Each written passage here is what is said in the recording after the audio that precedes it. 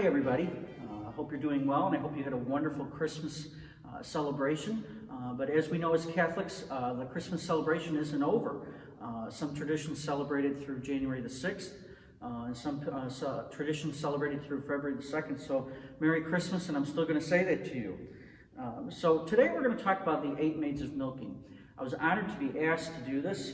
I really was intrigued by the idea of each day of Christmas talking about one of the 12 days of Christmas. And I was also really intrigued by the idea that each day means something from the Bible. So today we're going to talk about the 8 Maids of Milking, which is symbolizing the 8 Beatitudes.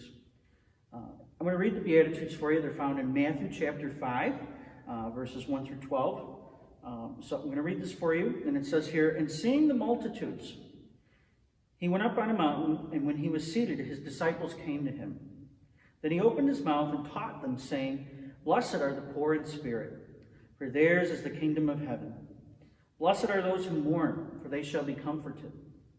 Blessed are the meek, for they shall inherit the earth. Blessed are those who hunger and thirst for righteousness, for they shall be filled. Blessed are the merciful, for they shall obtain mercy. Blessed are the pure in heart, for they shall see God. Blessed are the peacemakers, for they shall be called sons of God. Blessed are those who are persecuted for righteousness' sake, for theirs is the kingdom of heaven. Blessed are you when they revile and persecute you and say all kinds of evil against you falsely for my sake. Rejoice and be exceedingly glad, for great is your reward in heaven. For so they persecuted the prophets who were before you." I love that passage. It's one of my favorite passages. And it talks about one of the many ways that Christ models for us how to live. He says that we are blessed during each beatitude. But each beatitude doesn't necessarily sound like a blessing, does it? The word blessed means happy or to be envied. Well, I don't know about you, but it doesn't necessarily thrill me when I'm persecuted or when I'm supposed to be meek. But however, this is the pattern that Christ called us to live when we became Christians. When we came into relationship with Christ, we were called to take up our cross. It says in Luke chapter 9, verse 23.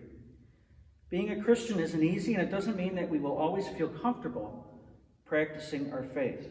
But it does mean that he is with us, and that's what makes us blessed.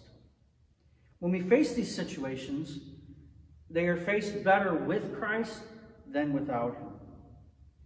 This year has been one of the biggest opportunities to express each of these Beatitudes. I know most of us hope that 2020 would just be behind us, but I'd like to take a look at it as if it was an opportunity for growth for us.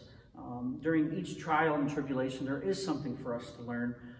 And so I want to reflect on how we were called to live the Beatitudes even in 2020, even during all that was going on around us.